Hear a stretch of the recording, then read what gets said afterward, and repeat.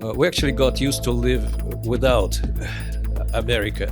We actually think that sanctions help Russian economy, and it's really so. We are more, you see, forward-looking in that sense, and we can go further.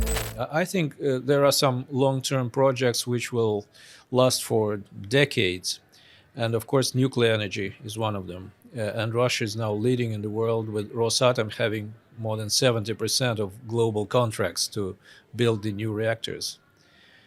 Um, we can go ahead in food security, fertilizers, and so on and so forth. And actually, we also think about India when we speak about the pharmaceuticals, high tech, artificial intellect, IT. India is great IT power, and we have more to do together in all these areas. So it's an endless cooperation, and we're also partners in some multilateral formats, be it BRICS or Shanghai Cooperation Organizations. We're part of that, and very constructive. Yes, indeed. I think we have seen that whole gamut of issues now on the table, which can be pursued. And I think in some ways, the Ukraine crisis has also allowed a lot of the things that you were saying. For example, trade increasing, energy ties taking on a new dimension. I thought given that there is a historical affinity between Indians and Russians for a long time, it is striking that we do an annual survey of foreign policy, ORF, our institution, Observer Research Foundation. And this year's survey also, like other surveys, revealed that the Indian youth, for example, is very well disposed towards Russia. We had 77% thumbs up for India-Russia relationship. So I was wondering, looking at it from Russia, what kind of perceptions does Russia have of India, contemporary India? Because India is also changing. India is also evolving into a different entity in global order, in regional politics, growing economy. What's the perception from that side? India is perceived as a friend, as a very big friend, the biggest nation on earth. And it's also perceived as one of the dynamic forces of today's economy. India accounts for a large segment of economic growth in the world. And we are happy to be part of that growth, actually. When we changed our trade routes from European Union to India, I think most of in Russia were absolutely happy, because it's much better to be integrated with the fastly growing big economy rather than to the shrinking economy in decline. Actually, the world today is divided into the developing countries like India, China, or Russia, for that matter, and non-developing. And Europe is definitely a non-developing part of the world.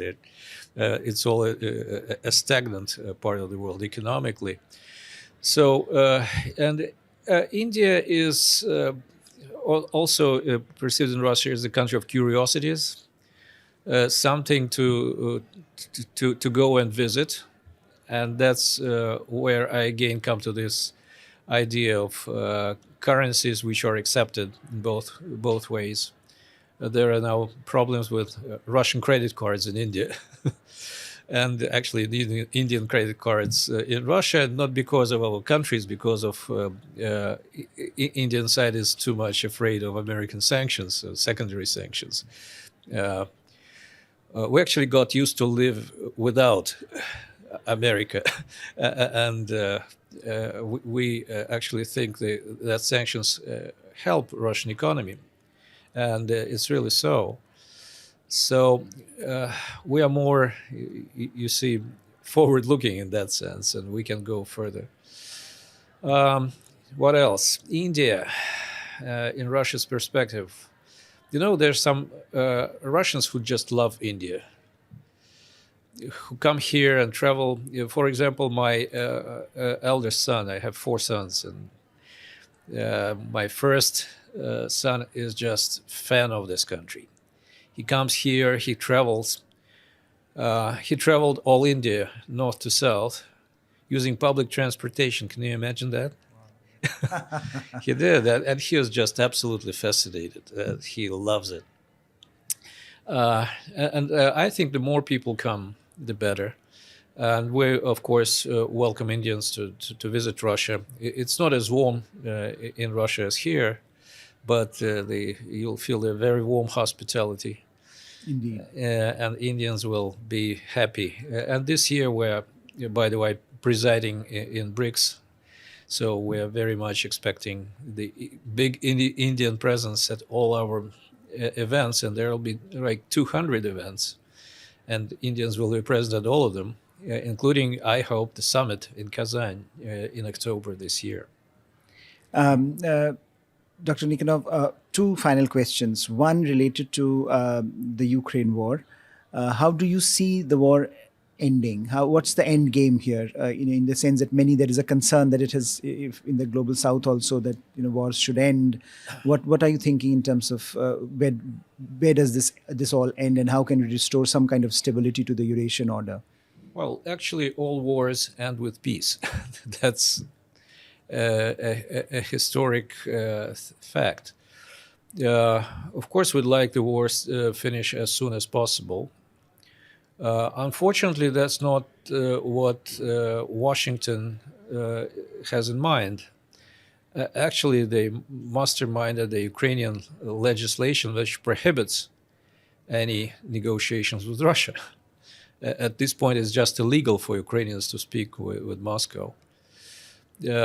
So the fighting is going on. It doesn't make anyone in Russia happy. And Russia is there not to start the war, because I think the war started back in 2014 after a constitutional coup in Kiev, after which the East decided not to be subordinate to this illegitimate government they've got in the capital of Ukraine, which started then the war against the East and was shelling the cities like Donetsk, Lugansk for 8 years.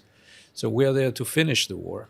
What kind of, and I don't know, because wars, military actions are unpredictable.